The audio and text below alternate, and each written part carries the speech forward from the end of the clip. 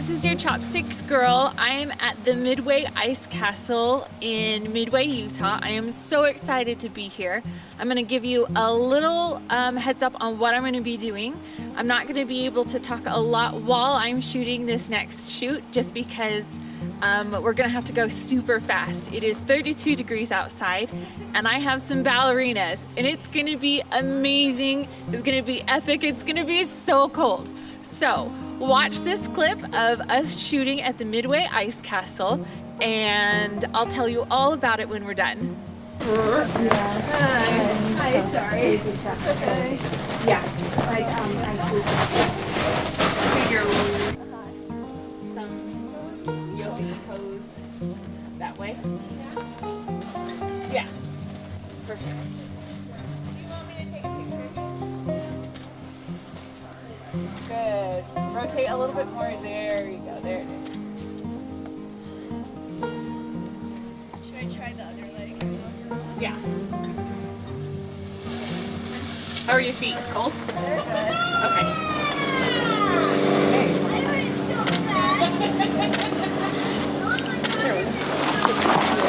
Oh. So we'll watch one. Okay. Here. Good. Good.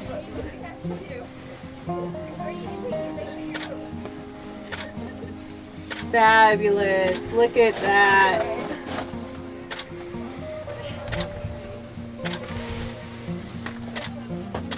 Yeah, but I mean,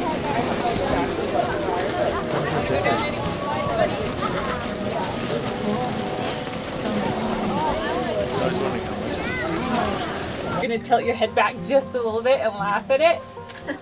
Too much tilt. And there you go. Now lean your head back just a little bit and it was so funny. Well, oh, that was a really good joke I must have told. Okay, look right here at me. Chin down a little.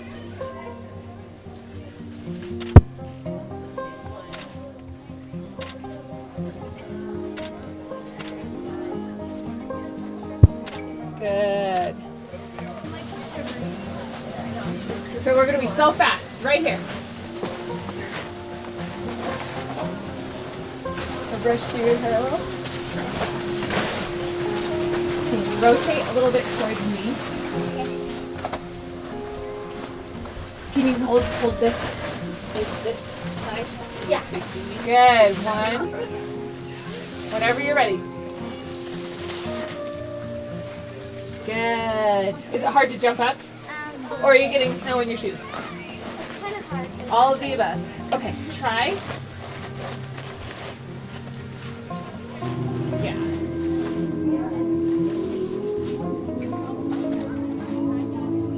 Good. This is normal color. Great. Can you do hands down? Yes.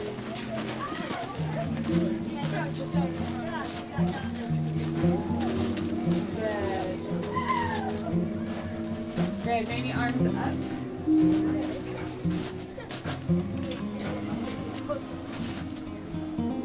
Good. Okay, now so hands down, and can you do one leg up? Yeah. Like downward dog, but then one back leg. Yes.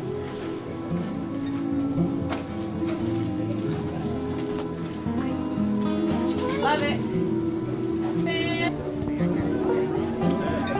Okay, walks out. Goes down towards the tower, all the way to the well. When he feels like Joe. Like he's starting to look a lot more like Joe. Yeah. We should see. Love it.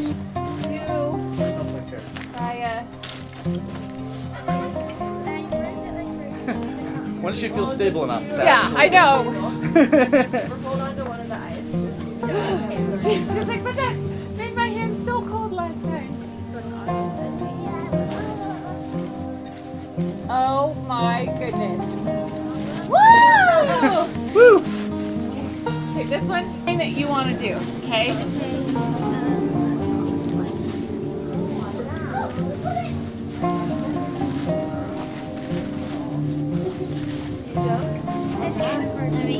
Wait, hold on, hold on. Oh my gosh, these are so amazing. Small out. Really like. Yes, yes. Fabulous. Do that one again. One more. Good. Right here at me. Chin down just a little bit. Fabulous. Ooh, ooh, ooh. Touch. I got it.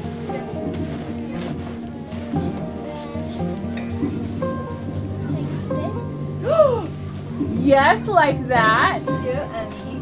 Look at that.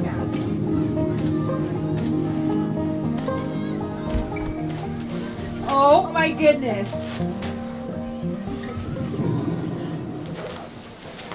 Okay, so wasn't that the coolest thing you've ever seen?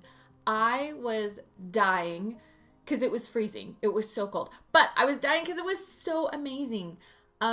Just the experience of shooting in that crazy cool location with this stunning ballerina and the yoga instructor. That was so cool. So those two girls are sisters and they decided to come out and to help me, and I was so grateful for it.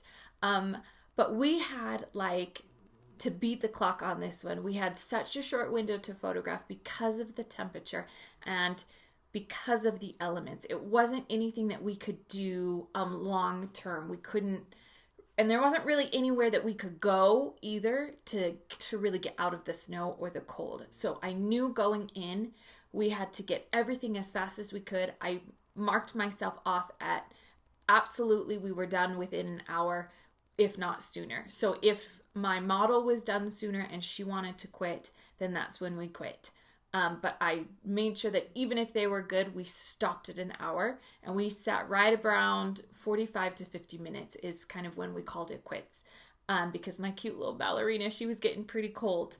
And she was amazing. She was a trooper. But because of the location, we had very strict rules on what we were allowed to do as a photographer as well. So my lighting source was nothing. I had nothing. I was allowed nothing. I could not bring any additional lighting into this session. I couldn't have a tripod. I couldn't have lights on a stand.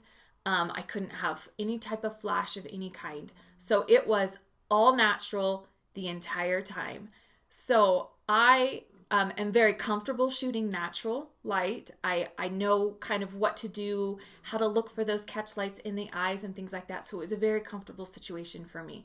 But if it's something that you're not used to shooting natural like that, it would have been a bit of a struggle. So I'm hoping that when you guys go out on photograph, you're doing both. You're shooting with flash, you're shooting with soft boxes, you have fill light you can use, but then also that you're shooting natural, because there are situations where those are not an option, and this was one, and they were very strict about what you were allowed to have and what you weren't. Another challenge was the passageways were very narrow, so finding a lens that could shoot that was very important. I ended up taking my wide angle lens, which is a 10 to 22 lens, and it worked great. Now, the reason I know that it worked great going in, I knew what my settings were, I knew what lens I was going to use, was because I scouted this beforehand.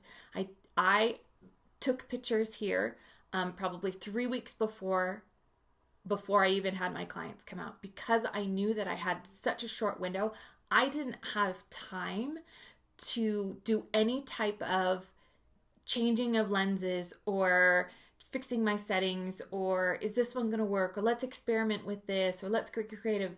None of those were an option. It was, I had to walk in absolutely completely ready, camera out of bag, and go. And we had 45 minutes, 50 minutes tops that we could photograph before I knew that my models were going to get too cold, and I knew that we were going to be done, and I had better get those images, because this isn't something that we can go, sit in the car, warm up, come back. It's kind of just you're in, and once you leave and you're done. So having these kinds of restrictions, it was so important that I go and scout the location. I knew exactly where we were going to photograph when we arrived. We didn't take a lot of time walking around trying to find the best location or the best lighting. And I knew exactly what lens I was going to use. I knew roughly the settings I was going to use, even if I had to adjust for, it was overcast on one day and it's bright and sunny. I knew roughly what it was going to look like either way. Now, the biggest thing was when I got home, editing the images. Now, I wanted the images to look a certain way. And when I got home, this is what I got. Okay. Now, a lot of you, if you get home and this is your images, that might scare you to death. This is so blue. The colors are so off. And I know what you're saying. Hey, Brittany, did you use a white balance? Did you have your card? Well, here's the thing. Remember that thing where I said you don't have time to go to your bag and to get all of your equipment? This was one of those times. I was moving so fast and the lighting was so different every time you changed. I did not want to risk losing any of that time just to a white balance. Now, I am comfortable editing this image. I photograph a lot underwater, and all of my underwater images look roughly like this. They are so blue.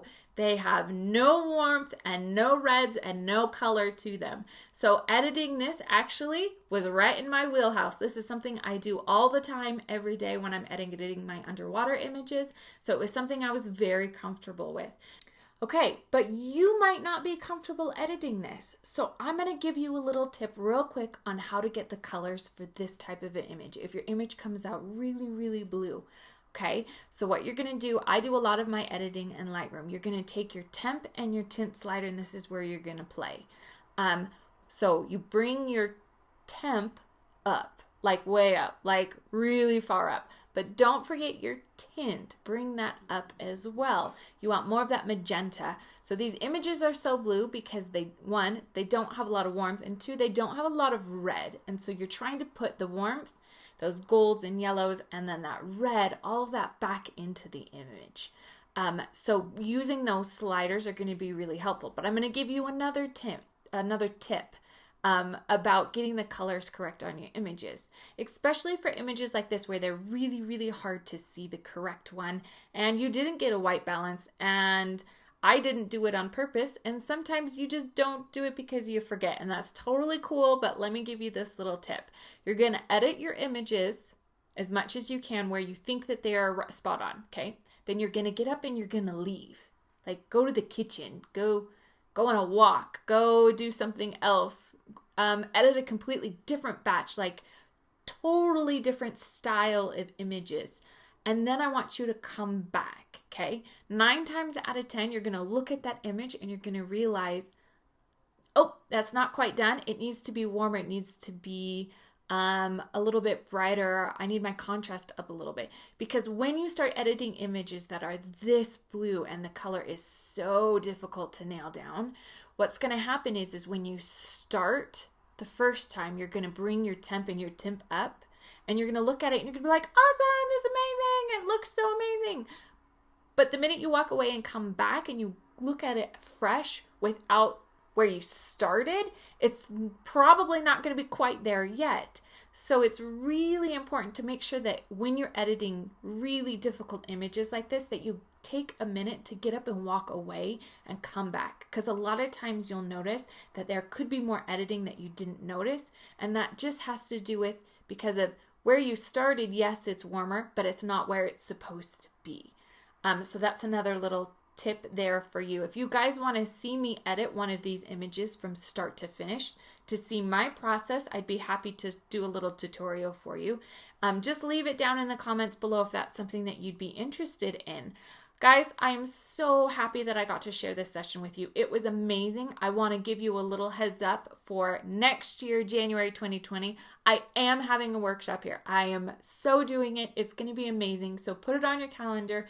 Midway, Utah, January 2020 with the Chopstick crew. We are shooting at the Ice Castle, and we're going to have rotating models so that we can stay out a little bit longer, but our models will rotate much faster so that we'll have more time to photograph and our models will still be warm and happy and comfortable. I just want to give a huge shout out to Mark and Steve and Amanda and say, yay, welcome home, guys. We have missed you. It looks like you've been doing amazing work in India with the Focus of a Child program, and we cannot wait to hear all about it. So if you guys have been following along and you are not subscribed, please do. If you are subscribed and don't have the bell on, turn it on, please, so you can hear all the new content that's coming out. We have a ton of new stuff coming up, and I cannot wait to show you guys the new shoots that we have coming up. We have a workshop, a San Francisco workshop that's coming up. We have a Valley of Fire workshop that's coming up. And we have WPPI at the end of the month. I hope I will see some of you. Please come and find me. So we have a lot of new content coming out in the next 2 months, and I cannot wait to share it with you guys. So make sure you subscribe, turn the bell on, and join us for all of that. Once again, get out there, start shooting, enjoy, and say sushi.